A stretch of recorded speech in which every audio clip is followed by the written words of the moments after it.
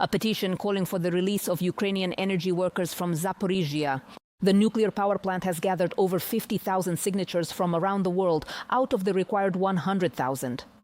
The appeal has been published on the international Avazi platform.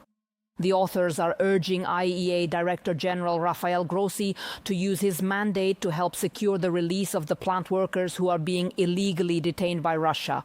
This happened after its occupation. The issue of hostages became one of the topics of diplomatic discussions in Vienna on the eve of the IAEA Board of Governors meeting. The Zaporizhzhia nuclear power plant has been under Russian control for exactly 4 years. The occupiers seized the plant on March 4, 2022, and essentially turned it into a military base. Military equipment, weapons, and ammunition have been placed on the territory and near the plant, and the perimeter is mined. Control over the Zaporizhzhia nuclear power plant is one of the contentious issues in peace negotiations. Elvina Sidbuleva will tell us what is currently happening at the plant. In March 2022, armed Russian soldiers surrounded the nuclear facility. And then tanks at point-blank range fired at the power units of the Zaporizhzhia nuclear power plant, the largest in Europe. During the assault, a fire broke out on the plant's territory. This was the first time in world history that an operating nuclear power plant was attacked with heavy equipment. Natalia Orlenko witnessed all of this with her own eyes. She had worked at the Zaporizhzhia nuclear power plant for 20 years.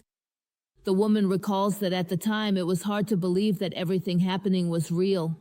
It was truly difficult to imagine that in just 9 days the most massive industrial plant in Europe could be completely taken over. At the checkpoint, we were met by the Russian National Guard.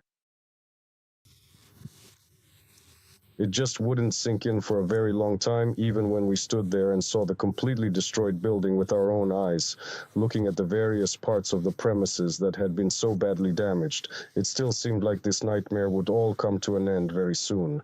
We truly believed it might last for just 2 or 3 days, or maybe a week at the very most. Within a month, Natalia left her home. Later, her husband also left. He also worked at the Zaporizhzhia nuclear power plant. The occupiers tried to persuade him to cooperate, but he refused. With my husband, yes, they actually sat down and talked to him several times, and they made him all sorts of offers, but he said no, absolutely not. He just stalled for quite a while to buy some time, carefully packed up all of his things, and then he finally left. Those conversations about the elections, about the referendum, and about us choosing which country should be established here were completely unacceptable. All of those discussions and every single bit of that talk was entirely and utterly unacceptable to me. In 4 years of occupation, the Russians have turned the Zaporizhzhia nuclear power plant into a military base. 4 years have passed, and the nuclear power plant is a threat to the entire world.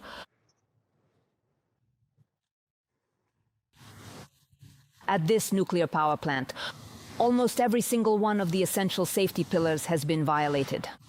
Due to armed provocations by the occupiers, the plant has already experienced 12 blackouts. Without proper maintenance, the nuclear power plant's equipment is gradually deteriorating.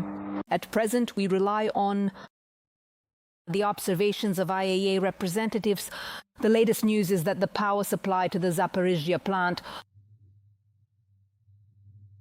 originating from the 750 kilovolt Dniprovska power line, the essential cooling systems are also powered by the facility's standard electrical systems, as are all of the critical safety systems. Furthermore, large industrial diesel generators are constantly kept in reserve as a secondary backup measure. The unfortunate fact of the matter is they have not undergone any of the necessary repairs or maintenance for a very long time now.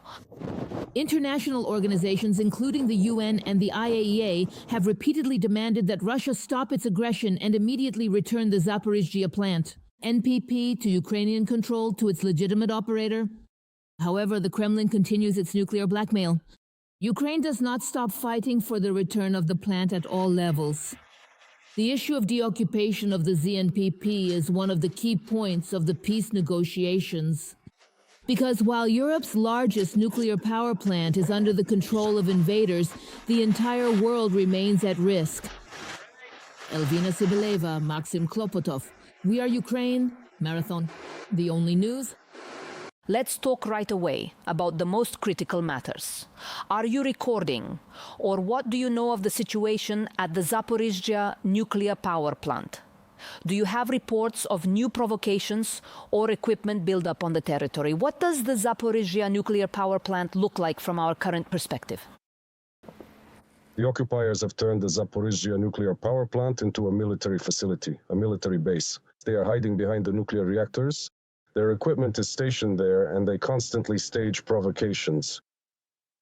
There are periodic blackouts there, especially during the summer and autumn of last year, several times, with, so to speak, the involvement and mediation of the IAEA. There were several instances of so-called energy ceasefires when our energy workers restored the power supply to the plant.